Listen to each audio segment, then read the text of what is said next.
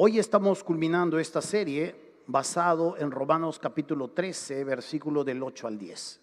Hoy estamos viendo finalmente esta última parte en medio de esta enseñanza que en realidad abarca desde el capítulo 12 y se va hasta el capítulo 16. Todo el paquete expositivo es básicamente desde el capítulo 12 hasta el capítulo 16. Hemos tomado esta realidad en cuanto a la deuda de amor basado en lo que el apóstol Pablo le está hablando a la iglesia en Roma. Y hay algo muy claro que se nos deja entender aquí, es que hay una deuda que no vamos a poder terminar de pagar y que es una deuda que continuamente nos está pasando la cobranza. Hace muchísimos años atrás, cuando fui conociendo al Señor, mi madre se convirtió a Cristo, mi hermano menor se convirtió a Cristo, mi hermano el tercero se convirtió a Cristo, somos 5 hermanos. Mis 2 hermanas empezaron a inclinar su corazón a todo lo que estaba sucediendo en la casa. La luz entró en mi hogar lleno de tinieblas y empezamos nosotros a tener esta comunión con el Señor. Estábamos yendo a la iglesia y una de las cosas que empezamos a practicar era estas buenas obras que Dios nos enseña en medio de la vida, en medio del camino que nosotros nos toca desenvolvernos. Un día, era una mañana, encontré por una de estas calles a un hombre que estaba tirado en la pista. Estaba sin polo, estaba sin zapatillas, pensé que le habían asaltado. Me acerqué a él y un hedor a alcohol salía fuertemente de su cuerpo. Le pasé la voz, sabía que no lo habían asaltado, sabía que tenía problemas o con el alcohol o con las drogas, y me acerqué, lo desperté, le hice reaccionar. Él me miró y empezó a balbucearme algunas cosas, y yo fui movido claramente por Dios a esta situación. Y empecé a conversarle acerca de qué le estaba pasando. Y me dijo, bueno, tú ya me has visto. No lo conocía, no era del barrio, era una persona que estaba por ahí. Y no era uno de esos amigos que yo conocía en el barrio y que tenía esos mismos problemas. Lo agarré y le dije, vamos, le dije. Me lo llevé a mi casa. Cuando llegué a mi casa con este hombre, mi madre se asustó, mis hermanas, ¿qué tienes?, me dijeron. Les hablé en cuanto a cómo lo había encontrado y luego ellas empezaron a entender un poco. Lo hicimos pasar a la casa. Él estaba medio aturdido y le dije, báñate. Y entró al baño y clarito lo empezamos a escuchar cómo cantaba. Se estaba bañando, te compré afeitador, le dimos las toallas, le dimos todo lo necesario y él se estaba bañando, usó el baño durante un buen tiempo. Y nosotros en ese momento empezamos a movernos. Mi madre preparó un desayuno, era temprano en la mañana, preparó un buen desayuno. Y mi hermana empezó a buscarle ropa para poder bendecirlo. Y lo bendijo grandemente con muchas prendas que eran mías. Le trajo ropa, le hizo todo un paquete. Y él salió luego, se sentó a la mesa con nosotros, empezamos a comer. Él comía abundantemente, definitivamente varios días él no habría probado alimentos, se entregaba al alcohol y a las drogas, y entendí claramente que había una deuda con él. No era suficiente con darle la comida, era el momento también de contarle la gran historia. Le hablamos acerca de Jesús. Cuando yo paraba, mi madre entraba, mis hermanos hablaban y de alguna manera lo rodeamos en ese momento de no solo los favores físicos que necesitaba para su cuerpo, de la bebida, de la comida, del bienestar en ese momento, de la ropa, del vestido, sino que empezamos a contarle acerca de Jesús y empezamos a hablarle y predicarle el evangelio. Él bajó la cabeza y él dijo, en algunas oportunidades ya me han hablado de esto. Yo ya lo he escuchado muchas veces, pero yo no sé qué hacer con todo esto, dijo. Yo he intentado salir muchas veces y no he podido. Nosotros lo sabíamos, yo lo sabía muy bien. Yo era una de esas personas que había salido de ese mundo y de alguna manera empecé a entenderlo. Mi madre, movida mucho, llamó a mis hermanas, se fueron hacia atrás y empezaron a hacer chancha dinero. Grave error para un problema, una persona con drogas, empezaron a hacer chanchas, se juntó dinero para poder luego entregarle cuando él se vaya. La cuestión es que yo le dije, yo te entiendo claramente lo que tú estás viviendo y es muy difícil que tú puedas afrontar esto de la manera como tú la estás afrontando en la calle. Yo tengo un amigo pastor, le digo, y él tiene un centro de rehabilitación cristiano, le digo. Ahí no te van a golpear, no te van a apalear, no te van a hacer marchar, te van a enseñar la Biblia y vas a estar rodeado de personas que también van a emprender en cuanto a eso. Y él me dijo, ya, me dijo. Yo llamé a mi amigo pastor allí en Punchauca, camino hacia Canta, lo llamé, él me dijo, ya, bien, tráelo, me dijo. Yo le digo, ¿y cómo vamos a hacer? Le digo, no, tráemelo nomás, no te preocupes, lo vamos a hacer por ti, me dijo. Éramos muy buenos amigos, compañeros en el seminario, y él ya estaba pastoreando en ese momento, pero esa amistad nos permitió que este hombre lo rodeáramos de ropa, lo rodeáramos de colchas, le dimos frazada, le dimos sábanas. La cuestión es que se fue con 2 paquetes de bendición y mi hermana luego le entregó el dinero que habían juntado todos los hermanos. Me lo llevé. Era la mañana, cuando yo regresé en la tarde, él ya estaba ahí, se quedó ahí, lo aceptaron, lo dieron la bienvenida, lo acompañé hasta su cabina donde él se iba a quedar y me regresé. Y muy temprano en la mañana nosotros estábamos alegres y muy temprano en la mañana llama a mi amigo y me dice, oye, el patita que me trajiste ya se fue, me dijo. Ya se fue, le digo yo. De alguna manera eso no me sorprendía mucho, porque estas personas que tienen el grande problema con drogas o con alcohol necesitan muchas veces otro tipo de encuentro, otro tipo de tratamiento o ciertas restricciones. Y yo le digo, ¿ya se fue? Sí, ya se fue. Lo que a mí me impactó y me dolió y le conté a mi familia y eso nos cambió es que mi amigo le dice, ¿cómo te vas a ir? Le dice, lo paró, salía con sus paquetes, salía con todas las cosas, zapatos que le habíamos dado y él le dijo, ¿cómo te vas a ir si te acaban de traer? ¿Cómo le vas a hacer eso? ¿Qué? ¿Tú crees que yo les he hablado la verdad a ellos? Le dijo a mi amigo pastor. Estás loco, le dijo. Permiso. Y se fue. Y eso fue una de las cosas que nos impactaron y eso fue que mi madre me dijo, nunca más me pisa una persona así esta casa. La desilusión que nos embargó de que este hombre se había burlado de nosotros, la desilusión que nos embargó de que este hombre nos había usado en su necesidad, de alguna manera trajo tristeza a nuestro corazón por alguien que en ese momento se había aprovechado de la mano que le estábamos extendiendo. Mi madre y mis hermanas estaban desilusionados. Yo no tenía ni siquiera la madurez cristiana, eran mis inicios de cristianismo y de alguna manera eso nos movió un poco. Pero era algo que nosotros lo habíamos hecho con mucho amor, era algo de que nos habíamos desprendido con el amor suficiente que Dios nos dio. Le dimos los recursos que no teníamos, le dieron la ropa que yo estaba recién recuperando en mi propia vida y esto de alguna manera nos movió un poco y nos desilusionó. Sin embargo, cuando nosotros miramos a las Escrituras, dice, no nos cansemos pues de hacer bien, porque a su tiempo segaremos si no desmayamos. Así que, según tengamos oportunidad, hagamos bien a todos, mayormente a los de la familia de la fe. Nunca más supimos de este hombre, nunca más entendimos acerca de qué era de su vida. La cuestión es que esta marca que nos dejó nos desilusionó, pero de alguna manera también nos desanimó a poder extenderle la mano a otra persona. Han pasado muchos años en cuanto a eso. He ido adquiriendo madurez, he ido adquiriendo destreza bíblica y me doy cuenta que Dios hubiera querido que si Él volviese una vez más, si teníamos la oportunidad de hacerlo, podríamos una vez más rodearlo del amor suficiente como lo hace Dios con sus criaturas. Él hace salir su sol sobre buenos y sobre malos, Él hace llover sobre justos y sobre injustos. La misma planta puede crecer en una persona que cree en Dios como que cree también en la evolución y lo niega y le da la espalda. Dios ama a su creación con mucha compasión porque sabe que su creación se ha deteriorado. Anda ciega dando tumbos y caen como ciegos en el mismo hueco que ellos cavan. Dios rodea a su creación con su amor lleno de advertencias, diciéndole que el reino de los cielos se ha acercado y que deben arrepentirse para creer en el Evangelio.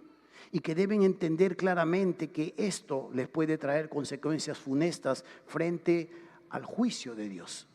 Dios rodea a su creación con el amor suficiente, extendiéndoles constantemente una invitación a creer en el Hijo que Él ha enviado, a pagar sus deudas. Él ha mandado a su Hijo a morir por nuestros pecados y ha derramado su sangre preciosa en la cruz del Calvario para pagar tu deuda y mi deuda. Y Dios constantemente está usando a su iglesia para llevar a cabo esta invitación.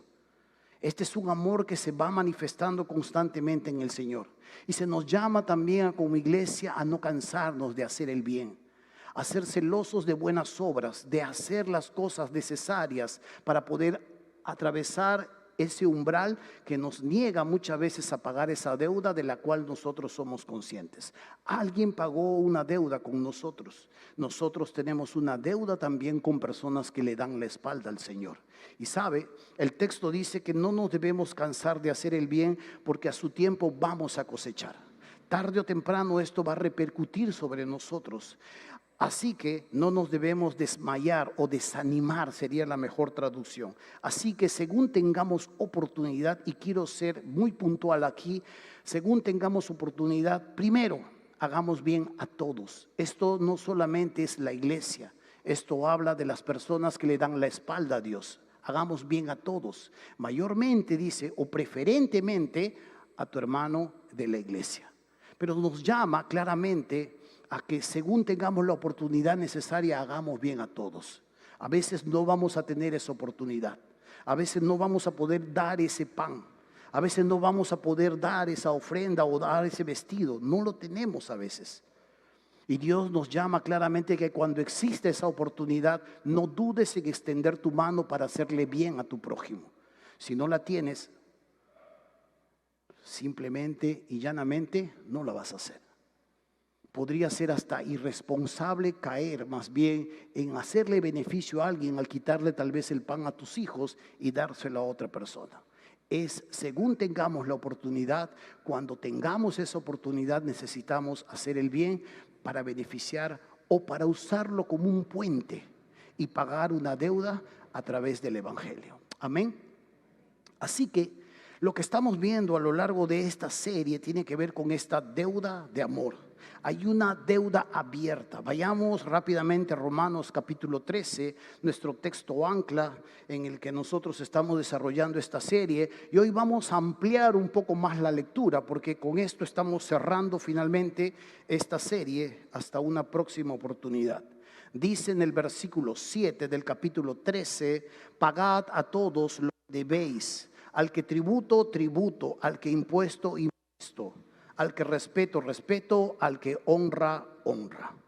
No debáis a nadie nada, sino el amaros unos a otros, porque el que ama al prójimo ha cumplido la ley. Porque no adulterarás, no mutarás, no hurtarás, no dirás falso testimonio, no codiciarás, y cualquier otro mandamiento en esta sentencia se resume. Amarás a tu prójimo como a ti mismo. El amor no hace mal al prójimo, así que el cumplimiento de la ley es el amor.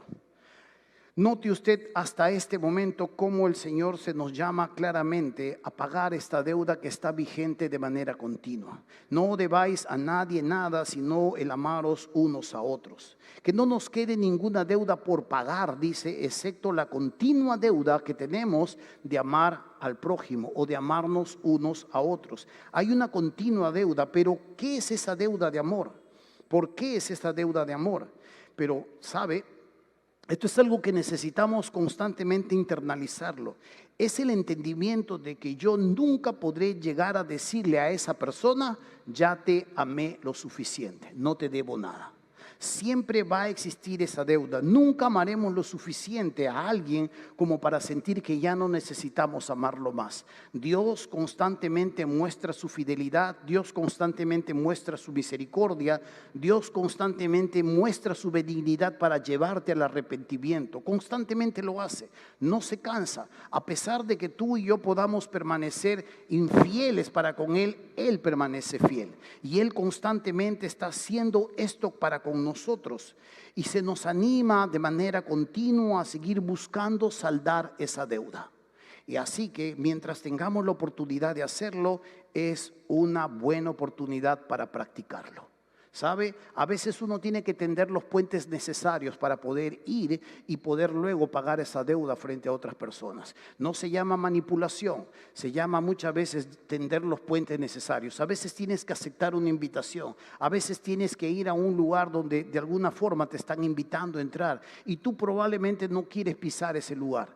Yo he estado en algunas oportunidades, en algunas celebraciones donde va contra mis creencias y no porque yo me haya cambiado y no porque haya dudado de Cristo, porque simplemente hay familias que en alguna oportunidad me dijeron, ven, vamos a una misa de difuntos. Yo le digo, el muerto muerto está, pero vamos.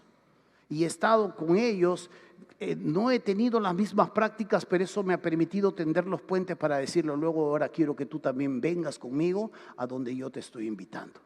Es usar un poco de sabiduría, un poco de sentido común también con las personas para darles a entender o para saber y tender los puentes necesarios que te dejen expedito para pagar la deuda de amor para con ellos. El Señor le preguntaron acerca de cuál era el más alto mandamiento en la ley y Él dijo, amarás al Señor con todo tu corazón y con toda tu alma y con toda tu mente. Pero luego dijo y agregó que el segundo mandamiento era similar a eso, amarás a tu prójimo como a ti mismo.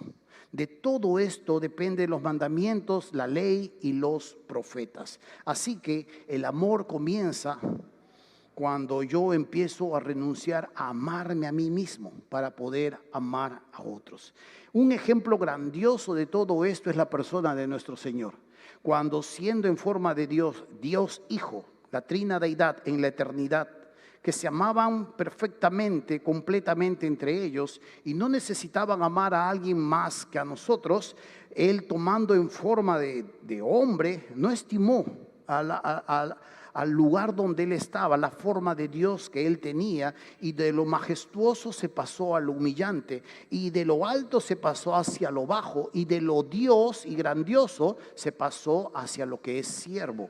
Él se despojó a sí mismo tomando forma de siervo y habitó entre nosotros y caminó entre nosotros. Nos trajo las noticias del buen reino que se había acercado y nos ha llevado y nos ha trasladado a ese reino amado, de la luz de las tinieblas a la luz admirable. Nosotros disfrutamos continuamente de ese amor del Señor y nosotros necesitamos entender claramente, por tanto, que el amor no hace mal al prójimo. Hablábamos la semana pasada que esta es una figura dentro de lo que es la gramática, litotes, y que es exponenciar y que es resaltar de manera negativa algo grandioso. Hablábamos un poco acerca de esto. Cuando se dice de esta manera, por ejemplo, el amor no hace mal al prójimo, está usando esta figura y está diciendo el amor, en lugar de hacer mal al prójimo, el amor busca el beneficio del prójimo. El amor está buscando continuamente no solo no hacerle daño a alguien, sino a su vez hacerle lo mejor que puede a esta persona. Y esto es lo que se nos manda, practicando este amor agapao o ágape que nosotros conocemos como el amor sobrenatural. Este amor que nace en Dios y que ha sido instalado en nosotros en el momento de nuestra salvación. Esta es una de las razones de por qué nosotros necesitamos pagar la deuda. Porque solo de esta manera, dice el versículo 10, el amor no hace mal al prójimo, así que el cumplimiento de la ley es el amor. Yo puedo decir claramente que todos estos mandamientos que Dios nos da de amar a nuestro Dios y de amar a nuestro prójimo, se tiene que resumir claramente en el amor, porque Dios mismo es amor. Pero hay una segunda razón por la cual se nos llama a pagar esta deuda. Y esta es la última parte de la enseñanza. Cuando usted mire en el versículo 11 y el versículo 12, parte del versículo 12 dice así. Y esto dice, conociendo el tiempo que es ya hora de levantarnos del sueño, porque ahora está más cerca de nosotros nuestra salvación que cuando creímos. La noche está avanzada y se acerca el día. La noche está avanzada y se acerca el día. Desechemos pues las obras de las tinieblas y vistámonos las armas de la luz. Una de las razones o la segunda razón por la cual yo me veo impelido, yo me veo invitado y ordenado a pagar esta deuda es que se está acabando el tiempo. Cuando uno habla de acabándose el tiempo, quiero que entienda claramente, como algunos piensan que el mundo se va a acabar, eso no va a suceder. Eso no va a suceder. La Biblia nos habla de aquí todavía 1000 años más del planeta Tierra. La Biblia nos habla de mucho tiempo más todavía de la existencia de la raza humana y del planeta Tierra. Es mucha película de Hollywood también y tantas invasiones nos trasladan al error. Pero lo que sí se nos dice en cuanto que se acaba el tiempo, es necesario entender a qué tiempo se refiere. Dice el versículo 11, y esto conociendo el tiempo. Cuando uno va a las Escrituras y se acerca claramente a entender la palabra tiempo, va a encontrar dos tipos de tiempo. Cuando estamos hablando de la palabra tiempo, estamos hablando del cronos, que es el tiempo cronológico. En este momento son las 10:43 de la mañana, es día domingo y estamos juntos celebrando al Señor. Es el tiempo cronológico. Estamos hablando de que el tiempo que pasa, mañana es lunes, los chicos van al colegio, en la tarde vamos a hacer tareas, en la noche vamos a comer y almorzar y más tarde nos vamos o nos vamos a ir a dormir. Es el tiempo cronológico. La Biblia no está hablando de este tipo de tiempo. La Biblia habla del kairos. En el español no se puede entender la palabra tiempo. Tiempo es tiempo. Pero cuando uno lo mira esto en el idioma original, el idioma griego, no está hablando del cronos, está hablando del kairos, que es el tiempo oportuno de Dios o el tiempo donde Dios está favoreciendo a la humanidad. Se está acabando. Cuando uno mira las noticias, cuando uno mira los acontecimientos mundiales, cuando uno mira los rumores de guerra, cuando uno mira los desastres naturales, cuando uno mira toda esta parafernalia del calentamiento y todas estas cosas, no son señales para la iglesia. La iglesia no necesita ningún tipo de señal.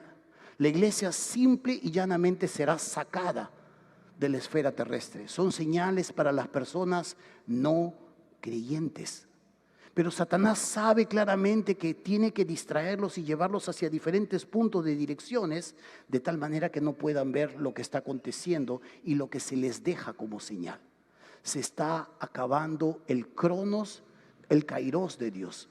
Se está acabando en el momento en que Dios está diciendo: venid, compren sin precio, vengan, compren lo que no tiene precio, compren, disfruten. Beban, el que tiene sed, que venga y beba. El que tiene hambre, venga, coma. Y la Biblia está enseñando que este tiempo en el que Dios está pasando por alto los pecados de la humanidad y perdonándolos y lavándolos en la sangre maravillosa de su Hijo, está llegando a su término. Por eso es que esta es otra de las razones de por qué nosotros necesitamos pagar nuestra deuda de amor.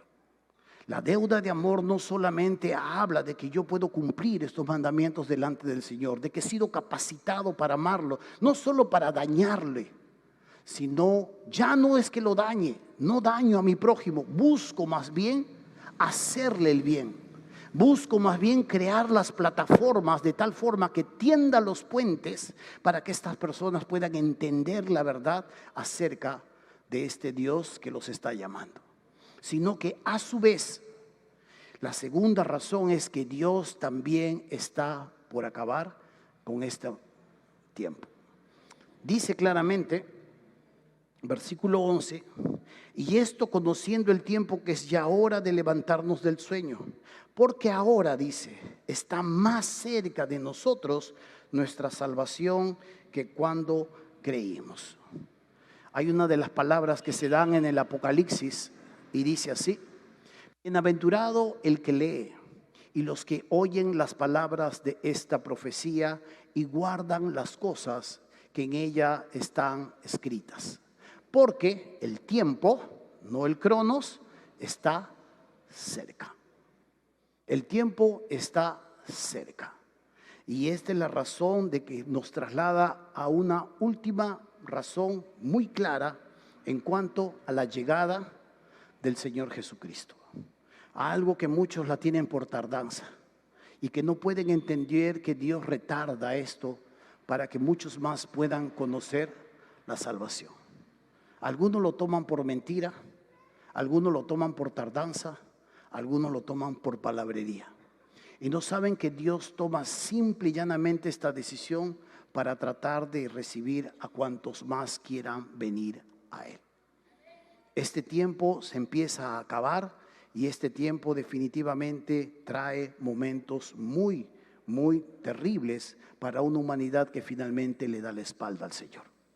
Y una de esas realidades es que este Dios, siendo el siervo y siendo el que viene e invita, se va a convertir ya no en ese siervo, ya no en ese cordero, se va a convertir en el león. Y ya no es el siervo, sino será el rey. Y ya no será al que ejecuten, sino será el ejecutador. Esta es una de las cosas más terroríficas que existen en la Biblia. Ese manso y humilde de corazón, al cual muchas veces lo hemos subliminado demasiado y al cual lo hemos romantizado llamándole el flaco Jesús, ese se va a convertir claramente en el verdugo de estas personas que lo rechazan. Cuando la Biblia habla de que el kairos de Dios está acabado, está invitando finalmente a todos aquellos que puedan entender venir al Señor.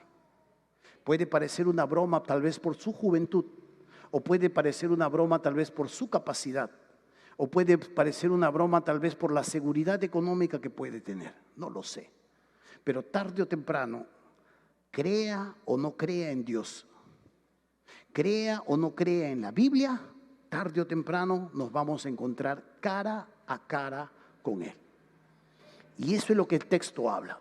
Se acerca el momento, no solamente en que el Señor cerrará las puertas como cerró en el arca de Noé. Una vez que entraron Noé, su familia y los animales y el arca fue cerrada y no entra nadie más, va a llegar ese momento en que el Señor cerrará esta brecha, este kairos, este tiempo oportuno para la humanidad, para que lo tome.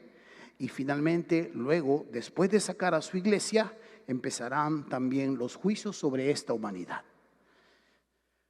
Vamos nosotros a tener una conferencia más adelante en cuanto a esto, en cuanto a los últimos tiempos. Y vamos, a propósito de poder pagar la deuda, vamos nosotros a invitar personas para que puedan entender claramente a la luz de la Biblia y a la luz de los acontecimientos mundiales, puedan sacar conclusiones y de alguna manera al menos podamos salvar una que dos personas. Amén.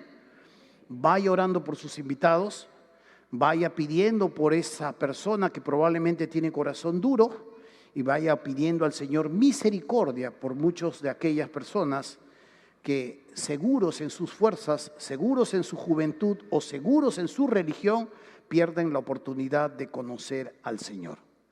Pero se nos muestra también en el versículo 12, en la segunda parte del versículo 12, las decisiones que debemos tomar como hijos de Dios y la forma en cómo nos necesitamos desenvolvernos, porque esto también es testimonio para los demás. Desechemos pues las obras de las tinieblas, dice, y vistámonos las armas de la luz. Andemos como de día, entiéndase que también no como de noche, donde nadie nos ve en las sombras.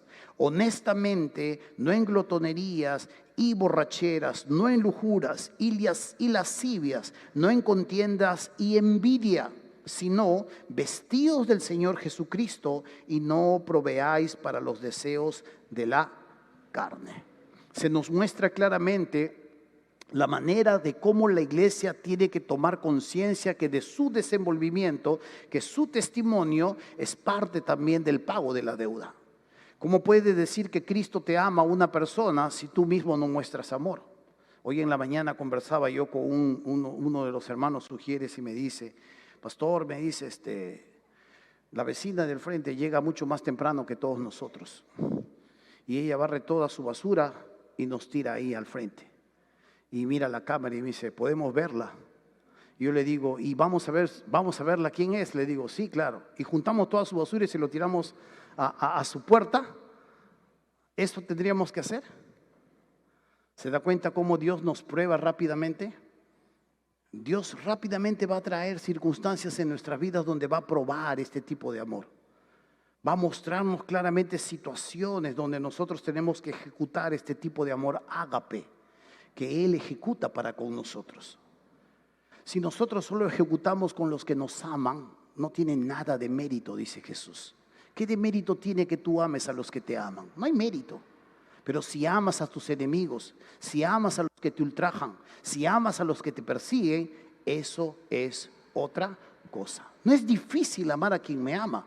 No es difícil corresponderle con el mismo amor y tal vez con la misma intensidad y hasta más con la persona que me muestra a mi amor. Pero con aquellos que no lo hacen, con aquellos que en lugar de pagarme con bien me pagan con mal, con aquellos que esperando tal vez uno recibir de ellos al menos las gracias, recibe tal vez hasta una desilusión. Hemos sido capacitados de la suficiente manera para que fluya ese amor de Dios que viene sobre nosotros y que nos limpia continuamente y que muestra la fidelidad y que muestra sus favores para con nosotros en diferentes aspectos, en diferentes ámbitos. Hemos sido también capacitados para que fluya este mismo amor hacia aquellas personas. Hermanos, este es un tiempo también de incentivos. Y cuando se nos muestra claramente que la noche está avanzada y se acerca el día, estamos hablando del tiempo en que retorna el Señor Jesucristo. Y cuando uno entiende esto, Pablo nos está llevando a algo que en la Biblia se conoce como escatología, los tiempos finales. Pero también en estos tiempos finales no solo se nos habla de un tiempo en que se acaba la gracia de Dios para la humanidad, sino también en que empiezan los momentos donde nosotros vamos a ser recompensados. Por eso es que empezábamos este texto donde dice: no nos cansemos de hacer bien. Porque si no nos desanimamos, si no nos desmayamos, tarde o temprano vamos a recibir la cosecha de todas estas buenas obras. Y aquí se nos llama claramente a entender que llega el momento en que el Señor vendrá y recompensará a los suyos. Llega el momento en que el Señor hará de sus siervos las recompensas necesarias para su propia vida. Hay varias parábolas que el Señor cuenta y una de esas parábolas tiene que ver con las 10 vírgenes. Y aunque usted le puede aplicar a diferentes rubros, esto tiene que ver netamente en su base a que 5 de estas vírgenes eran prudentes y 5 de estas vírgenes eran alocadas, no planificaban, no pensaban bien. Y Jesús está hablando de la vigilancia que tiene que tener los hijos de Dios, la iglesia, y las expectativas claras de que Él vuelve.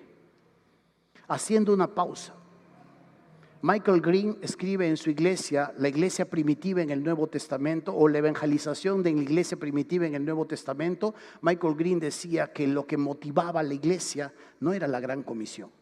Lo que motivaba a la iglesia no era la evangelización. La evangelización y las misiones era un estilo de vida de personas que disfrutaban al Señor y se lo contaban a los demás. Lo que motivaba a la iglesia a avanzar y a salir era el segundo retorno de Jesucristo a la tierra. Cuando usted mira los escritos de Pablo, cuando usted mira los evangelios, cuando usted mira los escritos de Pedro, se va a dar cuenta que constantemente están diciendo: el Señor ya viene. Y esto es lo que motivaba a la iglesia, la urgencia que tenían de poder compartir ese estilo de vida que ellos tenían de disfrutar al Señor y de dar a conocer ese disfrute a los demás. Así que, si nosotros miramos la evangelización como una tarea, como una actividad de fin de semana, o como algo que salimos en enero o en febrero y otra la implementamos en julio para ir y hacer buenas obras, esa vez nos vamos a perder todo el desarrollo de nuestra vida y vamos a ser ciegos a todas las oportunidades que Dios nos da de poder ganar a otros y de pagar esa deuda frente a los demás. Hermanos, cuando se nos llama claramente a esta realidad, Jesús cuenta 2 parábolas bien claras. En las mujeres, las 10 vírgenes, 5 eran prudentes, compraron aceite y esperaron la llegada del novio. 5 eran imprudentes, no se aprovisionaron del aceite necesario para sus lámparas, y cuando llegó el novio, salieron a recibirle. El novio podía llegar a cualquier hora en la cultura judía, llegaba a cualquier hora a la casa de la novia para llevarla a la novia, y las damitas y los pajes, que podríamos decir en este tiempo era lo que significaban estas 10 vírgenes, salían a recibir al novio con sus lámparas si venía de noche. Lastimosamente 5 no habían provisto lo necesario, no tenían aceite en sus lámparas. Tenían la forma, tenían el cántaro, tenían lo que tenían, pero no tenían la esencia, el aceite para alumbrar y hacer luz al novio. Muchas de ellas, 5 de ellas, se quedaron fuera. Y 5 prudentes, velando con expectativa de que el novio llegara, entraron como el novio y disfrutaron de las bodas. Se nos muestra claramente la apatía en la que muchas veces los hijos de Dios pueden caer. Y se nos muestra claramente la dejadez de muchos hijos de Dios de no entender la identidad que tienen, pero también de descuidar la tarea y la labor que Dios les ha encomendado a lo largo de su existencia. ¿Sabe? Hay otra parábola que se nos llama acerca de los siervos que están alertas. Y se nos llama a ser siervos que estamos ceñidos nuestros lomos y que nuestras lámparas están encendidas y que aguardan que el Señor de las bodas regrese y venga a casa. Bienaventurado, dijo Jesús terminando esta parábola, aquellos siervos a los cuales su Señor cuando venga los halle velando. Se ceñirá, dice, y hará que se sienten a la mesa y vendrá a servirles. Esto habla de las recompensas de este Señor para con aquellos que de alguna manera han estado alerta, han estado velando y han estado haciendo y metidos en los negocios de su Señor. Cuando venga el Señor, dice, hará que ellos se sienten más bien a la mesa, se va a ajustar su propio mandil y va a empezar a servir a sus siervos. Será un momento muy espectacular. Y algo que se habla no solamente de toda la iglesia, sino de aquellos siervos y siervas que han estado en vela, prudentes. Pero hay de aquel siervo, dice, que diciendo en su corazón, mi Señor tarda en venir, se ha ido a tomar, a beber con los borrachos, a golpearse y a hacer de su vida toda una parranda. Hay de aquel siervo, dice. Hay de aquel siervo que se equivoca en el estilo y en la identidad que tiene su vida. Será puesto en el lugar de los hipócritas, dice, y su castigo será duro. ¿Sabe, hermano mío? Se nos llama claramente, por tanto, a ser conscientes, no solo que estamos capacitados para cumplir esta ley y amar a nuestro prójimo con todo nuestro corazón, así como amamos con la misma intensidad y con todos los recursos humanos que Dios nos ha dado, sino que a su vez también Dios nos dice, tenemos una deuda y tienes que saber que es urgente. Se está acabando el kairos de Dios. Se están acabando la paciencia del Señor. Se está acabando la bondad que Dios despliega hacia una humanidad. Se está acabando los tiempos en los cuales Dios dice, vengan a mí todos los que están trabajados y cargados, y yo los voy a hacer descansar. Se está acabando ese momento. Se está acabando el momento en el que puede venir el cojo, el ciego, el mudo, el leproso, el quien esté y en la situación en la que esté. Se está acabando ese tiempo. Y la iglesia no puede decir, aleluya, Señor, ven pronto. La iglesia tiene que decir, Señor, ¿dónde hay que pagar esa deuda? ¿Hacia dónde tenemos que mirar? ¿Hacia dónde tenemos que establecer puentes? ¿Hacia dónde tenemos que ir? ¿Dónde hay que plantar una obra? ¿Dónde hay que ir a hacer misiones? La iglesia tiene que entender claramente que su primer entorno es el lugar donde Dios le ha permitido estar. Tu centro de trabajo, tus estudios, tu barrio, tu casero. ¿Dónde es tu entorno?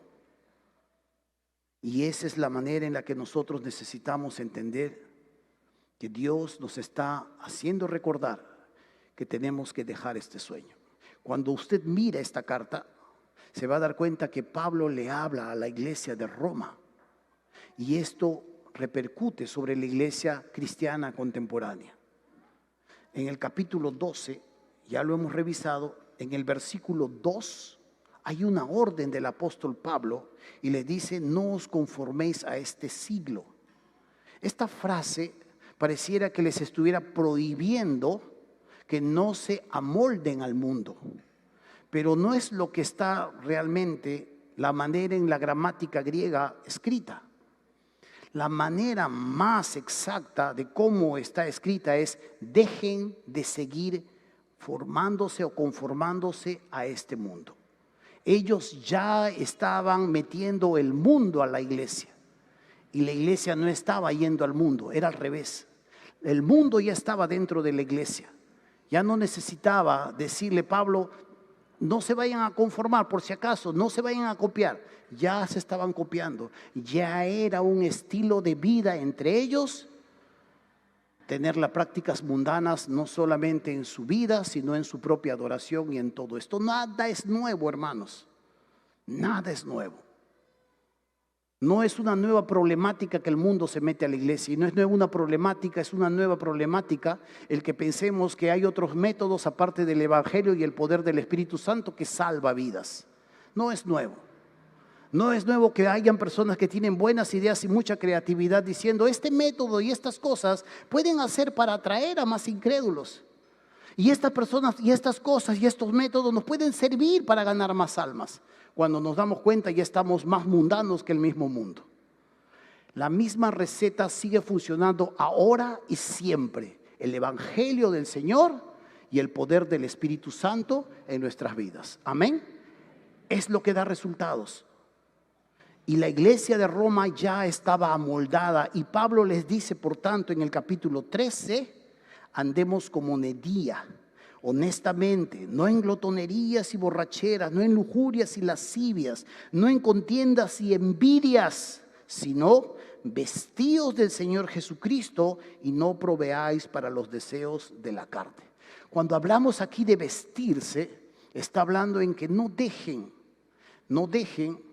que la nueva identidad sobre la cual ahora ellos viven, esto se siga desarrollando en sus vidas. Cuando usted mira la palabra vestíos o usted mira la palabra vestimenta, siempre se va a tratar de una parte dentro de nuestra salvación. Se llama el proceso de santificación. Cuando nosotros llegamos a los pies de Jesús, nosotros somos justificados. Dios nos traslada de la luz, de las tinieblas, ¡pum!, a su luz admirable. Ha pagado nuestros pecados, ha limpiado nuestras ofensas. Dios te declara justo, porque su Hijo cumplió todas las demandas de la ley. Esa justicia que su Hijo ha ganado, ¡pum!, te lo coloca de sombrero, ¡pa!, te lo pone a ti. Tú eres justo, porque en la vida real tú no eres justo. Tú eres pecador todavía. Pero esa justicia que su Hijo ha ganado en la cruz, ¡plum!, te lo coloca a ti. Eso se llama justicia imputada. Eso es una vez para siempre. Eso no es que recibo a Cristo a cada rato y que voy a perder mi salvación. Eso es doctrina de demonios. La justicia del Señor ha sido puesta sobre tu cabeza y tú eres salvo justo. Pero la otra parte de la salvación es esta palabra vestíos. Es el proceso cuando llega el hijo pródigo a la casa. Papá lo mira de lejos, corre, lo abraza y una de las primeras cosas dice: saquen esta ropa harapienta y pónganle vestido nuevo. Una nueva identidad, una nueva capacidad, la presencia del Espíritu Santo en su vida, haciendo su obra de santificación. Esto sí es diario, momento a momento, día a día, año a año, y viene con diferentes paquetes. Te cuento mis propios paquetes, te pones a llorar. Me cuentan los tuyos, también me empezamos los dos a llorar juntos, porque vienen las pruebas de diferentes tamaños, vienen los triunfos de diferentes tamaños, vienen los momentos del conocimiento del Señor, viene el momento del conocimiento de tu propia miseria, de tu propia debilidad, de la semilla de destrucción que llevas adentro en tu propio corazón. Dios empieza a limpiar todo eso, como el oro que tiene impureza. Y Dios permite continuamente que tu vida sea transformada, metamorfosis. Ese metamorfosis, esa transformación es el proceso de santificación. Eso es desde que naces en Cristo hasta que te vayas con Él al cielo. Hasta viejito, si no te mueres hasta los 98 años, igualito vas a seguir en ese proceso de santificación. Y el tercer momento que se nos llama en cuanto a la salvación es el proceso de glorificación. Esa es la etapa en la que tú finalmente eres completamente perfeccionado.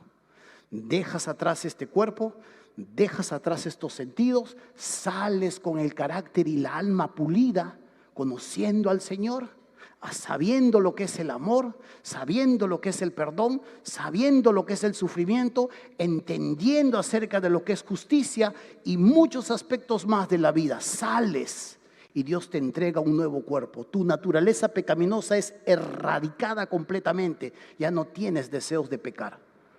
Ya ni siquiera quieres hacer cosas malas, ni se te pasa por la mente. Ese es el momento en que Dios finalmente ha llegado a la última etapa de tu soteria, de tu salvación. Ese se llama el momento de la glorificación. Por eso dice aquí, versículo 11, y esto conociendo el tiempo, que es ya hora de levantarnos del sueño, de la apatía, de la modorra, del egoísmo, de la carnalidad, porque ahora está más cerca de nosotros nuestra salvación que cuando creímos.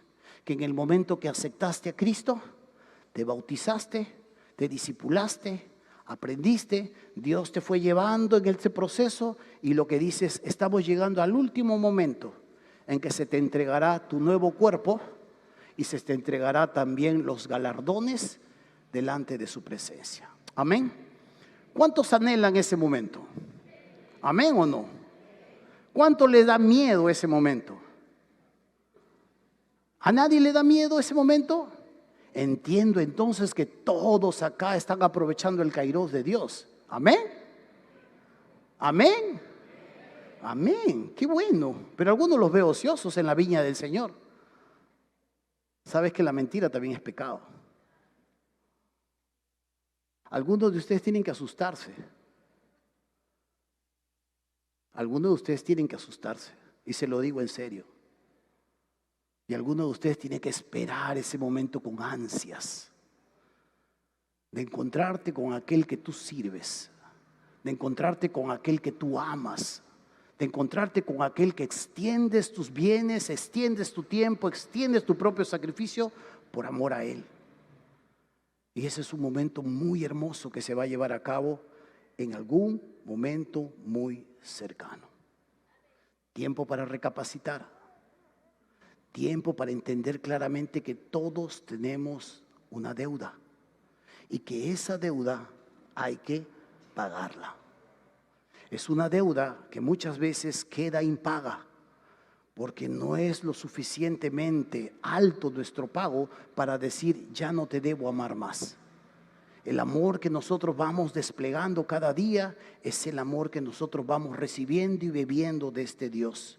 Así que necesitamos constantemente entender estas cosas. Pronto como iglesia estaremos entrando a una conferencia para familia. Esta conferencia para familia, y aunque está dirigido para la iglesia, puede ser de mucha bendición para personas que están atravesando momentos tensos en la crianza de sus hijos. Invítalos. Estamos cobrando esta vez porque tenemos que darle sus ofrendas a todos los predicadores que vamos a traer. Porque tenemos que atender un montón de logística. Págale su entrada. No es muy caro. Puedes pagar tu deuda así también. Pronto vamos a entrar a una serie que tiene que ver con los últimos tiempos. Comparar lo que dice la Biblia con los acontecimientos que están sucediendo en estos momentos. Y pronto vamos a entrar a otra serie en las noches que usted ya la conoce, Guerra Avisada no mata gente, donde usted va a poder invitar a otras personas para que puedan ser expuestos al mensaje del Evangelio, netamente para evangelización. Y a través de algunos refranes vamos a evaluar aspectos de la vida comparado con las Escrituras. Pronto lo estaremos haciendo llegar, y así que esté orando por su invitado. Pero mientras vas orando con tu invitado o por tu invitado o tu invitada, no te olvides de los que están al lado, de los que están arriba o de los que están abajo. Esto si vives en un edificio. Si vives en una casa propia y hay gente que te está rodeando, recuerda claramente. Hay gente que tú tienes una deuda con ellos. Y tienes que ser lo suficientemente sabio para tender los puentes con ellos. No seas tú pues a la persona a la que ellos tienen que corregir, sino eres tú más bien la persona que puede facilitar a ellos la entrada al reino de los cielos. Porque es una deuda que día a día se va pagando. Así que no nos cansemos de hacer el bien, hermanos míos, porque a su tiempo vamos a cegar si no desmayamos. Así que, según tengamos oportunidad, hagamos bien a todos, mayormente a los de la familia de la fe. Y que Dios les dé sabiduría y que Dios les abra los ojos para entender, por ahí hay una deuda, por ahí tengo otra deuda. Pague lo que debe, pero empiece a pagar también la deuda que usted tiene con su prójimo y el evangelio. Amén. Vamos a orar.